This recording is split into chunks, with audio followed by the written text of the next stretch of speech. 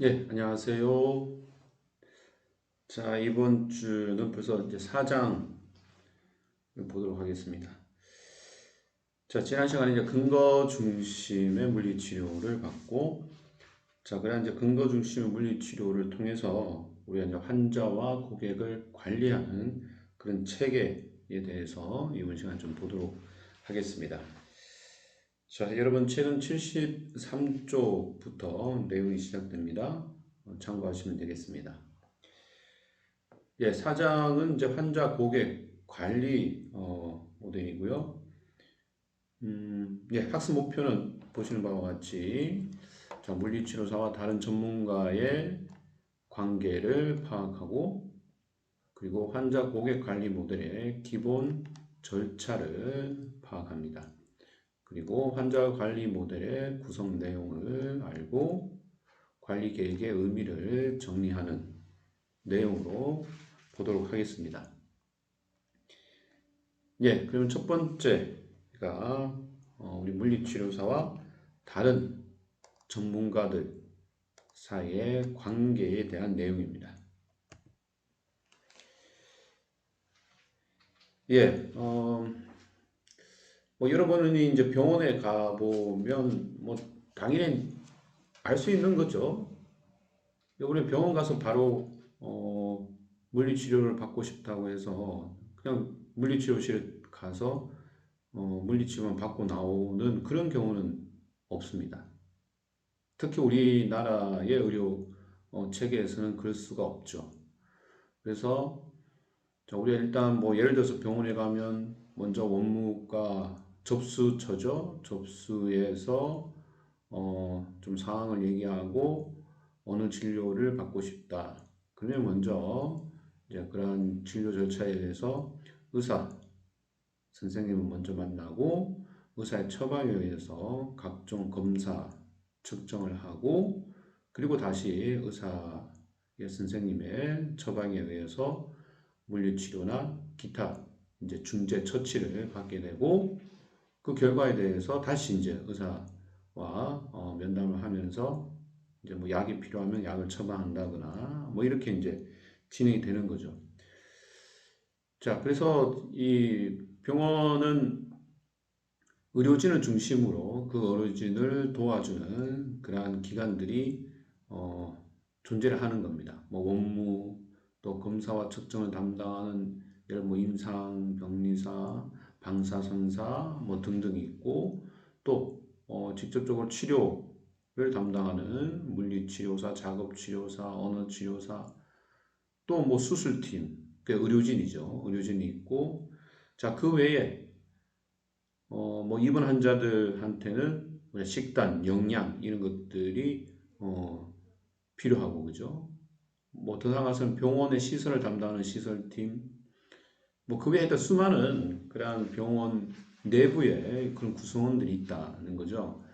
자, 따라서 이 물리치료사는 이러한 구성원들과의 관계 유지가 필요하다는 겁니다. 뭐 어려운 게 아닙니다. 그죠? 그래서 앞에 화면에서 보시다시피 자, 이러한 물리치료사는 이런 전문가들과 같이 서로 소통하고 협조할 것을 이제 강조하고 있는 거죠. 따라서 물리치료사는 관리 계획을 만들고 실행하며 제공될 서비스를 정의하는 게 물리치료사의 역할이고 또 이러한 것들을 직접 또는 간접적으로 다른 건강관리자와 이러한 것들에 대해서 이제 상의 논의할 필요가 있다는 거죠. 예, 현재 뭐 이 대부분의 병원들이 일단 이 의뢰와 협조는 아주 중요하다는 걸 알고 있습니다. 그리고 이런 의뢰 및 협조를 하기 위해서 뭐 각 부서별로 컨퍼런스를 한다거나 환자 케이스별 사례 그런 토의를 한다거나 일단 어떠한 방식으로들 간에 협조하는 그런 체계들을 만들기 위해서 무단히 노력을 하고 있는 거죠. 자, 이런 것들이 이제 우선적으로 학교에서 좀 교육이 될 필요가 있는 거죠. 그죠? 그럼 물리치료사가 이러한 그러한 직군들과 어떻게 협업을 하고 또 협업을 하기 위해서는 이런 직군들의 역할을 알아야 되지 않을까요? 자, 그래서 그런 교육들이 이제 이 학교에서 좀 이루어져야 되는데 현재 뭐 그런 이 중요한 이 교육과정 체계가 잡혀 있지는 않습니다. 뭐 하지만 우리 을지대학교 물리치료학과는 자 이런 중요성을 알고 자 오래전부터 이 통합보건교육이라는 것을 이제 시행하고 있어요. 지금은 IPE Interprofessional Education 해서 전문직간 연계교육이라는 과정을 정규 과정으로 만들어서 지금 하고 있습니다. 2학년부터 시작이 돼요. 그래서 2학년에 IP 기초, 3학년에 IP 심화, 응용 이렇게 해서 총 한 8학점 정도 시행을 하고 있습니다. 전국에서 가장 많은 학점을 이런 전문직 간의 연계 교육에 지금 할애하고 있는 거죠. 자, 따라서 이 타 직군과의 관계, 자, 이거 누굴 위한 겁니까? 그렇죠. 이게 바로 환자를 위한 거죠. 응? 이 연계가 잘 안 되면 어떻게 돼? 그죠? 피해받는 건 고스란히 환자입니다. 그래서 우리가 환자 중심, 여기 뭐 제목에도 나와 있듯이, 우리 사장의 제목에 나와 있듯이 환자 고객 관리 모델에서 첫 번째는 바로 이런 코어 활동을 잘 해야 된다. 다른 전문가와의 이 협력 관계가 바로 환자 고객 관리 모델의 첫 번째 또는 중심이 될 수가 있다는 거죠. 자, 그리고 또 이제 이러한 코어 협력 관계가 바로 여러분이 이제 어떤 의사 결정을 내릴 때 아주 중요한 참고 자료로 활용을 하게 됩니다.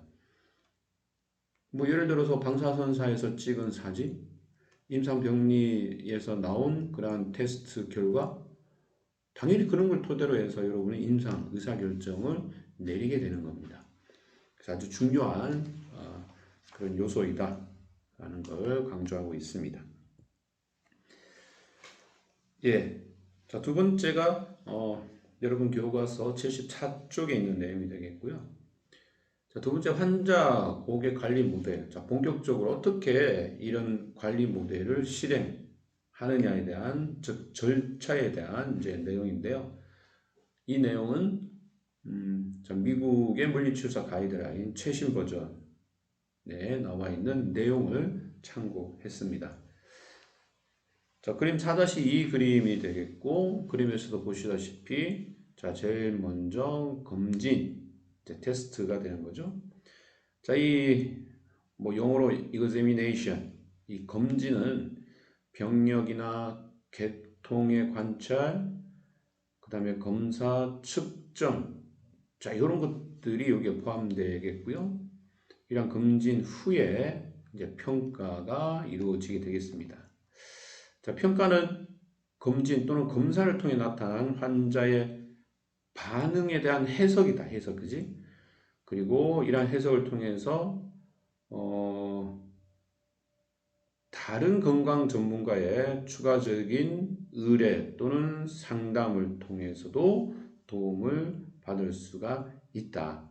즉, 쉽게 얘기해서 금방 우리 앞쪽에서 봤듯이 다른 건강 전문가들, 이게 전문가들, 뭐 이게 다른 분야죠. 뭐 방사선사도 되겠고 그런 분야에서 추가적으로 준 그러한 상담에 대한 자료 역시 평가에 중요한 그러한 지표가 된다는 거죠. 그래서 여기에 의뢰 또는 상담 내역도 이렇게 평가에 아주 중요한 지표로 활용될 수가 있다. 자, 이 부분이 이제 다른 직역의 그러한 이 코워크 협력 활동이 이 부분에 들어가게 되는 겁니다. 예, 이러한 평가를 바탕으로 물리치료 이제 진단 그리고 예후가 시행이 됩니다. 자, 특히 예후에서는 기능 개선의 예측할 수 있는 기능 개선의 최고 수준. 그러니까 이분이 이런 중재 앞으로 받을 치료를 통해서 얼마만큼 회복할 수 있느냐, 그리고 그 회복되는 시간은 얼만큼 필요하냐. 자, 이런 것들을 우리가 예후에서 좀 결정하게 되겠고요. 그래서 뭐 단기 목표, 뭐 장기 목표 이런 것들이 이제 예후에서 우리가 제시를 할 수가 있겠습니다. 그리고 나서 이제 환자 고객에게 필요한 중재를 수행을 하게 되고, 뭐 실질적인 치료가 되겠죠. 그리고 나서 그 치료에 대한 결과를 다시 한번 리와인드 시키는 순으로, 자, 이런 절차가 바로 환자 관리의 모델의 진행 절차라고 보시면 되고, 자, 이러한 절차는 여러분이 뭐 1, 2, 3학년 때 다 배웠던 절차가 되겠습니다. 자, 그러면 각 절차별로 좀 중요한 사항들을 한 번 더 좀 깊게 보도록 할까요? 자, 좀 전에 말씀드렸던 환자 고객 관리에 대한 그런 항목들이죠. 그래서 이 항목은 순서별로 이렇게 되어 있습니다. 좀 전에 봤던 그림에서 나왔듯이 검진, 그리고 평가, 진단, 예후, 중재, 결과 순으로 이제 진행을 하면 되겠고요. 각 항목별로 중요한 항목들, 꼭 해야 되는 항목들이 이제 여기서 표시가 되고 있습니다. 검진에서는 병력, 히스토리를 얘기하는 거고, 계통의 관찰, 시스템이죠. 뭐 근육계, 골격계, 신경계 등 그러한 시스템의 관찰, 그리고 테스트와 메저가 되겠고요. 여기가 오타가 났네요. 검사 및 요거는 측정이 되겠습니다. 측정. 자, 그리고 이제 평가에서는 검진에 대한 그냥 임상적인 표현과 해석으로 우리가 평가를 정의해 볼 수가 있죠. 그래서 이 평가에서는 당연히 물리치료적인 평가예요. 물리사가 시행하는 물리치료적인 평가를 여기 말하는 겁니다. 그래서 자, 이런 평가를 통해서 진단에 대한 결론, 물리치료사의 어떤 관리, 자, 이런 데 더 용이하도록 만드는 게 바로 평가가 되겠습니다. 그래서 이게 뭐 평가의 정의라고 보면 되겠다, 그지? 이 검진에 대한 표현이다, 표현 또는 해석이 되겠고, 그 다음에 진단. 자, 진단은 앞에 나와 있듯이 증상과 징후, 기능 제한, 장애 등을 범주에 따라서 분류를 한 겁니다. 자, 여러분 이제 지난 시간에 우리가 이런 것들 다 배웠다, 그죠? 장애를 평가하는 거, 뭐 ICF, 그래서 범주별로 이렇게 평가하는 방법이 있었고, 또 질환을 또 코드화시키는 ICD 같은 범주로 분류하는 법, 이런 것들을 배웠죠. 그래서 진단 역시 범주에 따라서 이렇게 분류를 하면 되겠습니다. 자, 그리고 이제 예후, 개선 수준을 예측한다. 아까 얘기했듯이 이 사람이 최고의 기능 회복을 할 수 있는 단계는 어디까지냐? 그것이 엑셀런트냐? 아주 회복이 잘 됐다. 또는 굿 정도냐, 페어냐, 푸어냐? 이거, 기능 수준이 최저, 생각했던 것보다 기능 개선이 안 되었다. 아주 안 되었다. 표 정도로 이렇게 표현을 할 수가 있겠죠. 자, 그래서 이렇게 이제 이 기능 개선의 수준을 예측하는 그런 단계가 예후가 되겠습니다. 자, 그 다음에 이제 중재입니다. 그래서 이분은 어느 정도 이 수준의 회복이 가능하고, 그를 위해서는 자, 이러이러한 치료들을 하겠다는 게 이제 중재가 되는 거고요. 즉, 진단과 예후에 따라서 환자의 변화를 유도하는 거죠. 그리고 그 변화는 어떻게 일관성 있게 적용이 돼야 돼요. 그래서 어떤 가이드라인이나 여러분이 배웠던 교육, 자료 등을 토대로 해서 이렇게 일관된 적용이 필요하다. 이 일관된 이란 말은 한 환자를 지속적으로 뭐 단기 목표, 장기 목표를 가지고 쭉 관리하는 것도 의미이지만 또 하나는 자, 동일한 질환의 환자들에게 물론 환자의 특성에 맞게끔은 조금씩 이제 변형이 가능하지만 원칙은 일관성이 있어야 된다. 이런 거죠. 자, 예를 들어서 무릎에 퇴행성 관절염 뭐 시기를 한 4기 그러니까 이제 만성이 되었고 이 만성이 지속되는 정도의 4기 정도다. 그러면 그 치료의 원칙은 비슷한 거예요. 뭐 이 치료 이 퇴행성 관절염의 시기가 한 4기 정도 뭐 예를 들어 10년이 지났다. 그런데 뭐 처음에 냉치료를 한다. 뭐 이런 원칙은 있을 수가 없는 거죠. 그래서 일단 원칙 이런 것들이 일관성 있게 적용이 되어야 된다. 자, 이런 말이 되겠고요. 그 다음에 이제 결과가 되겠습니다. 결과는 실제 성과에 대한 내용이죠. 뭐 기능 제한이 얼마큼 이제 남아있다, 장애가 얼마큼 남아있다. 자, 특히 환자 고객의 만족 또 이 결과에 꼭 들어가야 된다가 되겠습니다. 자, 이렇게 해서 한 6가지에 대해서 우리가 좀 구체적으로 이제 한번 보도록 그렇게 하겠습니다. 자, 첫 번째가 이제 검진입니다. 자, 검진이란 우리가 검사, 또 다른 용어로 검사라고 표현할 수 있고요. 자, 이러한 검진 과정을 통해서 손상이나 기능 제한 장애 또는 신체적 기능 변화를 식별할 수 있고, 그리고 검진 다음에는 이제 평가를 하고 진단 예후를 확립해서 중재를 결정하는 거죠. 그래서 중재를 하기 위해서 최초의 단계이며 중요한 단계가 바로 검진이다. 검사다. 자, 그래서 이 검사라는 건 그냥 우리가 의학적인 검사도 중요하지만 이 환자가 이때까지 살아온 그냥 생활 방식, 패턴, 그리고 가족력, 그리고 사회에서의 활동 이런 것들이 다 들어가는 거예요.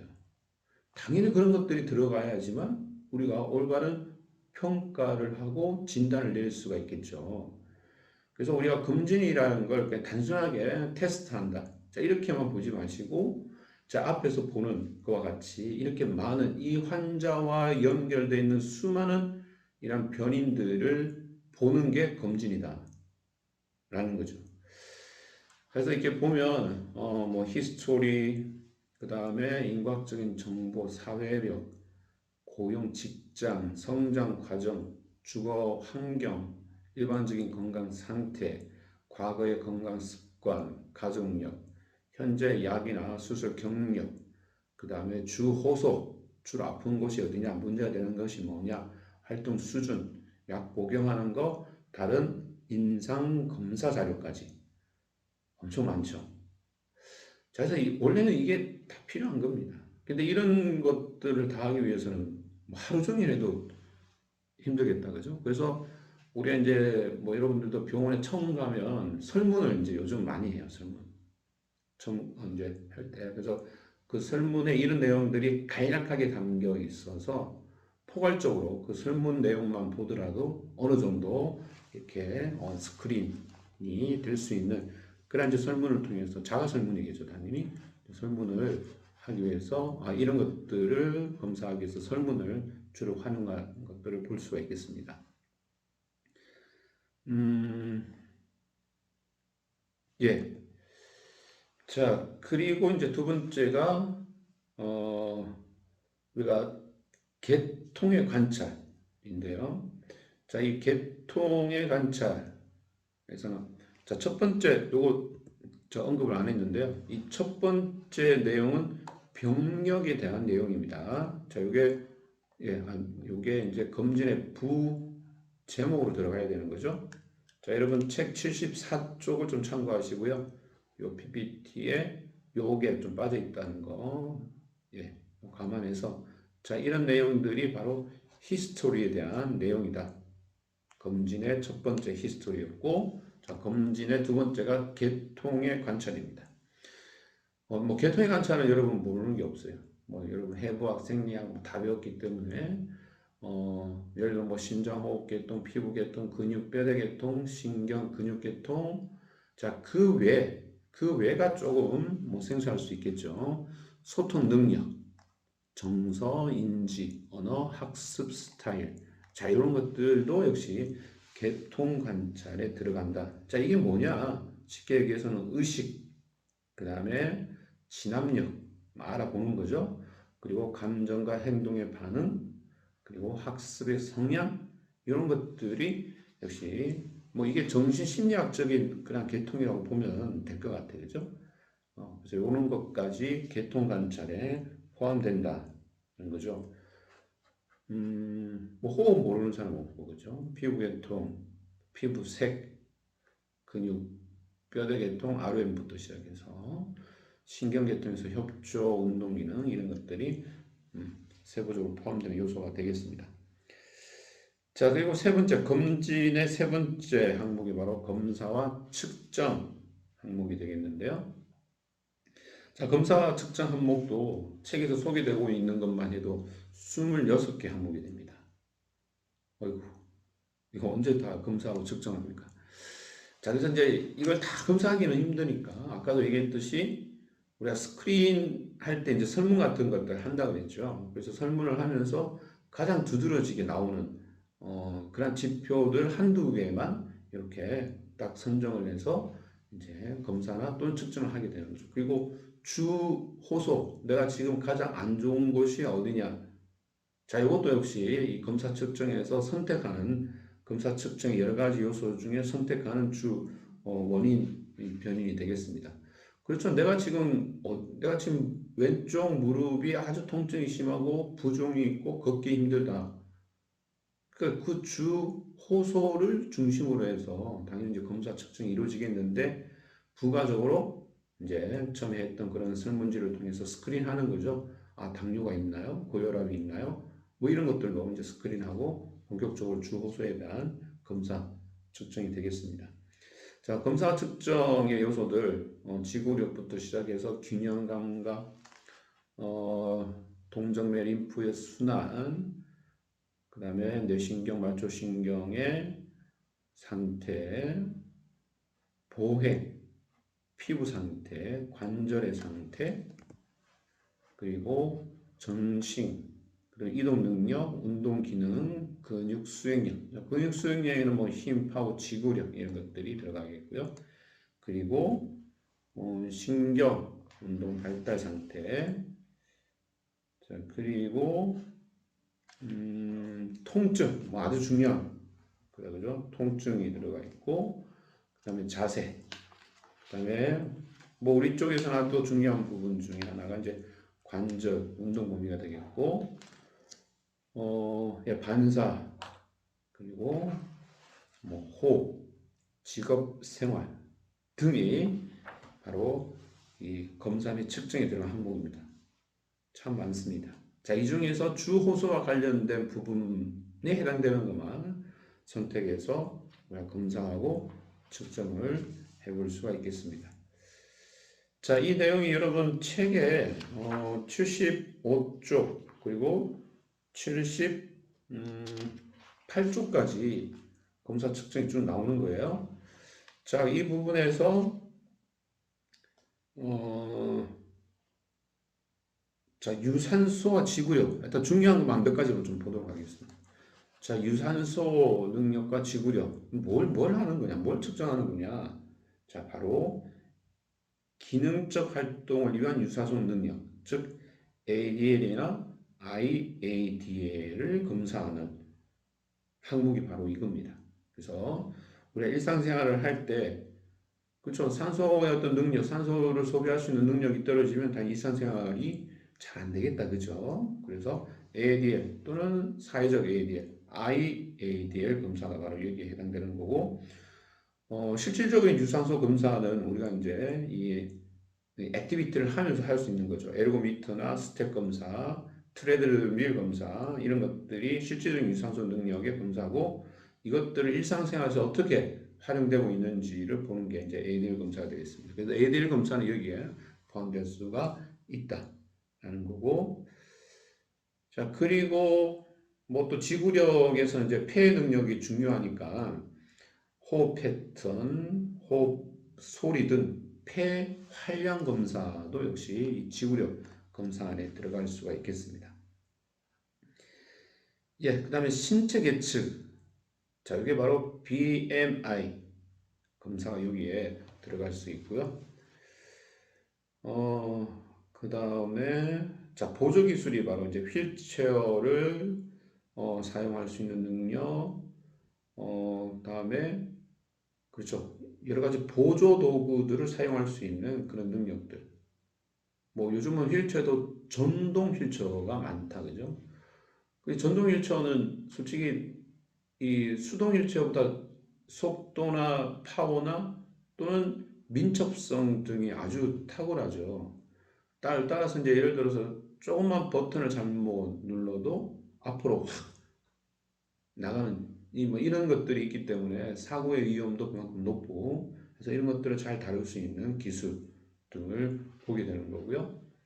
균형 능력들, 저 균형 아까 뭐 AD에 이런 데 다 들어갈 수 있고요. 또는 정적 균형, 동적 균형, 낙상 검사, 자 이런 것들이 역시 균형 안에 포함될 수 있는 검사법들이 되겠습니다. 동정맥, 림프 순환은 우리가 심전도 등을 통해서 알 수 있고, 뭐 지역사회 이런 건 이제 ADL, 특히 IADL을 통해서 볼 수가 있겠습니다. 자, 뭐 그 다음에 쭉 내려가서 보행. 자, 이게 10번의 보행이 있는데요. 자, 보행은 그죠. 보행 지표들이 있습니다. 우리가 이 보행 이 테스트는 너무나 많은데요. 그 테스트 안에 이제 지표들이 있는데 그 지표를 보는 거고, 보행을 관찰하는 방법도 여러 가지죠. 뭐 그냥 실질적으로 눈을 통해서 시진을 통해서 할 수도 있고, 또는 사진, 또는 비디오, 또는 보행 분석 도구들. 자, 이런 것들을 통해서 보행 검사들이 가능할 수가 있겠습니다. 예, 그 다음에 12번 관절의 안전성. 자, 이거는 우리가 관절의 검사법에서 많이 언급됐던 건데요. 뭐 예를 들어 이런 거죠. 견인, 압박, 뭐 글라이딩, 그 다음에 그죠. 이 밀기 같은 것들, 예, 뭐 이런 것들이 관절의 안전성, 관절의 상태를 보는 겁니다. 자, 느려주고 또는 압박하고 또는 글라이딩하고 이런 상태들이 잘 되어 있는지를 확인하는 거죠. 즉 관절의 움직임을 검사하는 그런 검사법들이 여기에 포함될 수가 있겠습니다. 자, 그 다음에 정신은 뭐 좀 전에 봤듯이 인지, 소통하는 거, 그 다음 진압력. 뭐 진압력은 사람이나 장소나 시간, 정신 상태 이런 것들을 다 보는 걸 우리가 진압력이라 해요. 그 다음에 해상 능력 또 역시 정신 기능에 포함되는 항목이 되겠고요. 예, 그 다음에 운동기능. 자, 운동기능은 너무나 많아요. 뭐 지금까지 봤던 것도 여기 다 포함돼요. 그래서 일단 내 수준에 맞는 적절한 활동을 하고 있는지를 보는 거겠죠. 뭐 균형도 여기 들어가고요. 균형도 뭐 어지러움, 낙상 이런 거 다 들어가고, 또 손의 움직임, 예를 들어 굿을 잡을 수 있다, 더 작은 걸 잡을 수 있다, 젓가락을 할 수 있다. 자, 이러한 손의 섬세함, 협조 운동, 민첩성 이런 것들이 여기에 포함될 수가 있습니다. 그리고 예, 그다음 뭐 이동, 반응 시간, 활동 검사 뭐 이런 것들. 하여튼 이 운동 기능은 너무나 많고 광범위한데, 뭐 좀 전에도 얘기했듯이 주 호소에 맞는 그러한 기능에 대한 평가만 하면은 되겠죠. 자, 그리고 근수행력도 좀 전에 봤던 근력, 지구력 이게 다 들어갑니다. 자, 이런 것들을 뭐 EMG를 통해서 봐도 되고요. 또는 뭐 MMT 우리가 이제 도수로 근력 검사를 해볼 수도 있고, 또는 신체 수행 검사 같은 것들 통해서도 해볼 수가 있습니다. 예, 그 다음이 통증이죠. 이 가장 중요한 검사 이제 지표가 되겠고요. 뭐 예전에는 이제 그 뭐 통계 지표를 10으로 나누어서 본인이 자각하는 느끼는 통계 수치가 어느 정도냐. 그러니까 이제 수기로 이런 것들을 측정을 많이 했는데 요즘은 이 전자장비들이 많이 나와서 통증 수치도 역시 전자 계측기를 이용해서 그 수치를 파악할 수가 있습니다. 요건 이제 우리 학과에도 있어요, 그죠? 그래서 통증계를 이용해서 우리가 수치화시키는 그러한 도구를 이용해서 통증 정도를 파악할 수 있고요. 자, 그 다음에 자세. 자, 자세도 우리가 관찰하는 그런 평가 도구들이 많이 있습니다. 자, 그걸 통해서 하게 되고, 뭐 관절 각도계도 여기 포함되는 겁니다. 예, 그 다음에 ROM 검사. 그 다음에, 네, 감각 검사도 있다. 감각의 완전성을 보기 위해서, 자, 입체 인지 검사, 촉각의 분별력 검사, 신부 감각 검사들, 그 다음에 예, 이 장치를 이용한 신경 전도 검사, 뭐 근전도도 여기 포함될 수 있네, 그죠? 이런 것들을 보게 되겠고요. 자, 그리고 골격의 상태를 보는 거. 이게 이제 키나 자세죠. 예를 들어서 뭐 스클로시스가 있다. 그러면 당연히 척추가 휘어져 있겠죠. 골격이 휘어져 있다. 이런 것들을 보는 겁니다.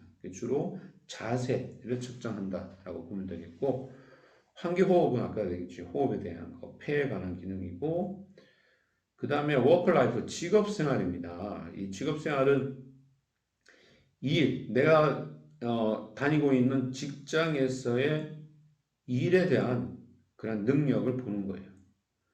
그래서 이것도 뭐 요구도나 그 다음에 관찰, 그런 평가 도구들이 많이 있는데 일단 그런 것들을 이용해서 나의 일과 관련된 그런 수행 능력을 평가하는 그런 항목이 되겠습니다. 예, 이렇게 해서 이 뭐 검진만 해도 엄청납니다. 예? 병력, 계통의 관찰, 그리고 검진에서 가장 핵심적인 검사나 측정 방법 26가지나 있어요. 자, 여러분이 이만큼 중요한 또 많은 일들을 해야 된다. 누구를 위해서? 고객의 관리를 위해서 이런 것들을 평가하고 검사를 해야 된다라는 게 바로 환자 고객 관리의 첫 번째 검진에 대한 내용이 되겠습니다.